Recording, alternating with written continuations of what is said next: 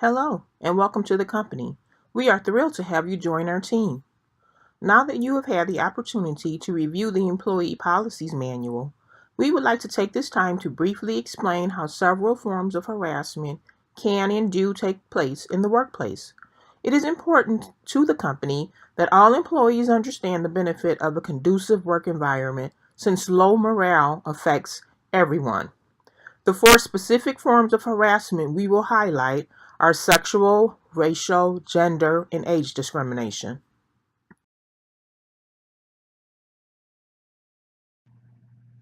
Sexual harassment in the workplace. The key word in the definition of sexual harassment is unwelcome sexual conduct. Any conduct that is welcome or invited is not unlawful, and sexual consulting relations between people at work is not sexual harassment.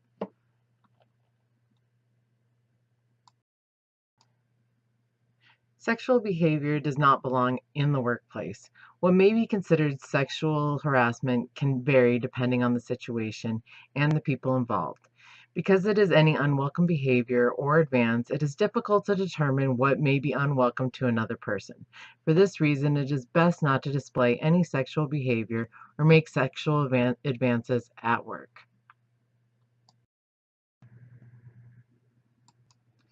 Sexual harassment is not limited by gender.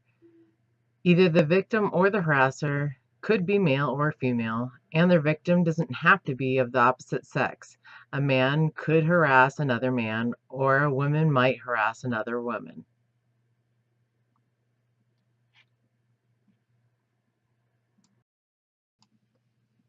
Employees still need protection against sexual harassment because people are still experiencing it in the workplace. This will usually benefit the employees, but it could also protect the employer as well if it was a client or vendor that was sexually harassing the employee.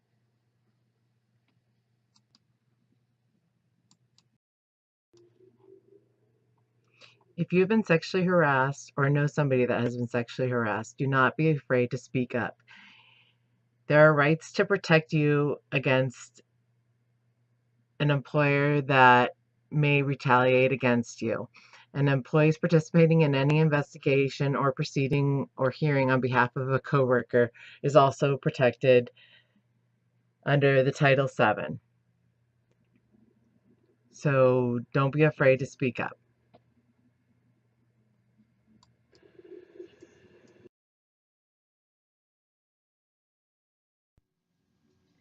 Racial harassment in the workplace.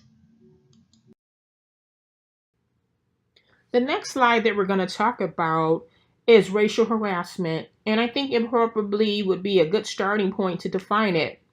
Racial harassment occurs when a person or group repeatedly uses discriminatory remarks, behaviors, or practices to show racial intolerance against a coworker for their skin color, descent, culture, language, or religion. And now let's talk a little bit about how racial harassment can actually take place in the workplace because it is a very serious matter since it violates the Civil Rights Act. This type of harassment includes deliberately berating someone with racial slurs or phrases. A coworker who puts up racially charged pictures, such as those depicting swastikas or Confederate flags, is also engaging in a subtle form of harassment, since these items are considered offensive to some groups of people. A coworker who continually tells racist jokes is committing a form of workplace harassment, even though the jokes may not be directed toward a particular employee. Employees who regularly overhear these jokes have grounds for a harassment suit if they feel their rights are being violated. Derogatory and negative comments directed at employees regarding their religious beliefs, age, or sexual orientation are a form of harassment, especially if those comments persist and nothing is done about them.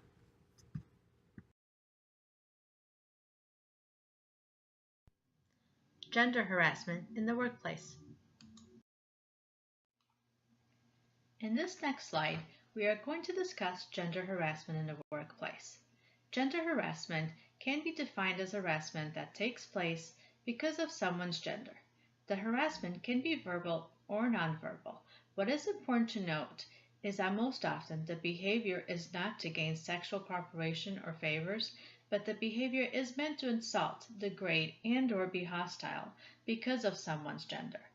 Although there can be a physical aspect to gender harassment, it takes the format of an emotional toll because it causes a hostile work environment, and it could be grounds for legal action. So, for your protection, as well as the company's, it is important that if you feel you are a victim or you have witnessed harassment, that you record every detail of the incident. This step will protect you and the company in case of legal action.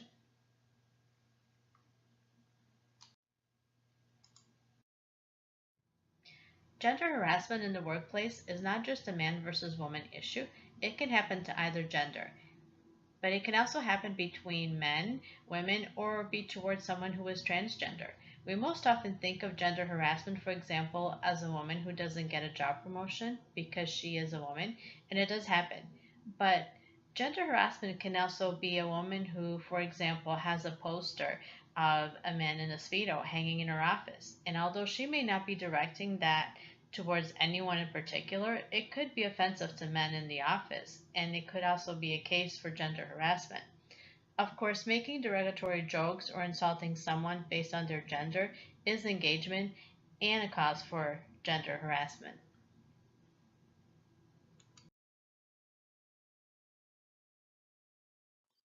Now we will discuss age harassment in the workplace. Age harassment is any form of conduct that is abusive, annoying, insulting, or threatening, or that in any way violates another person's right to work in a safe and productive environment.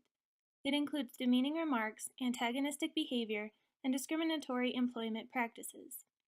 The purpose of the company's age harassment policy is to officially repudiate all forms of harassment on the basis of age, to stand by federal, state, and local laws, and to provide guidelines for actions in the event that the policy is violated. The age harassment policy abides by the Age Discrimination Act, Age Discrimination in Employment Act, and Workforce Investment Act as described by the U.S. Department of Labor. Examples of age-based harassment in the workplace include calling others by potentially insulting epithets, like grandpa or kid, circulating material that insults past or current generations, and ignoring or treating coworkers of different ages with contempt and impatience during team meetings. Other forms of age harassment may be directly tied to one's employment. According to the U.S. Equal Employment Opportunity Commission, these include any decision to hire or fire someone based on their age, to assign projects or training based on their age, or to allow unequal pay based on their age.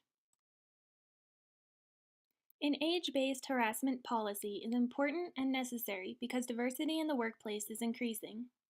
Employees of the company may occupy a wide range of ages, come from disparate backgrounds, and have different ideas about appropriate social behavior in the workplace. An official company policy sets a standard for behavior that makes the environment safe for all. The policy provides tangible benefits to the company.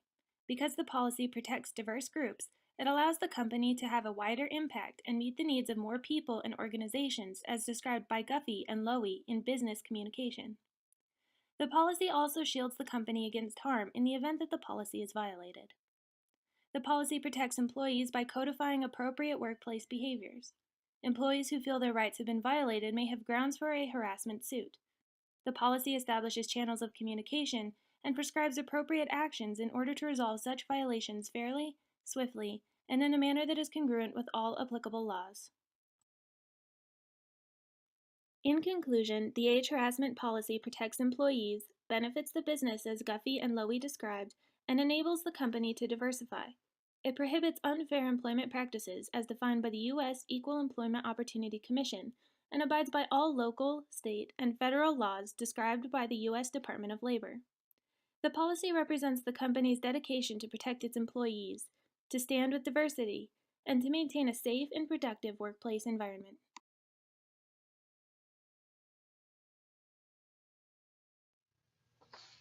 In conclusion, the harassment in the workplace policies put into effect benefit and protect the employees of the company.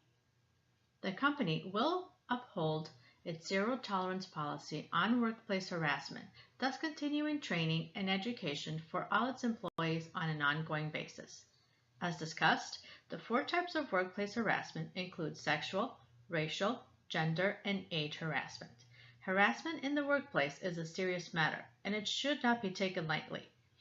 It is a violation of the Title VII of the Civil Rights Act of 1964, and it violates and deprives employees of their dignity and a hostile-free environment. Therefore, the company expects all management and employees to adhere to the policies in place and to be a part of preventing workplace harassment. Thank you for your support and cooperation. We are thrilled you have joined our team.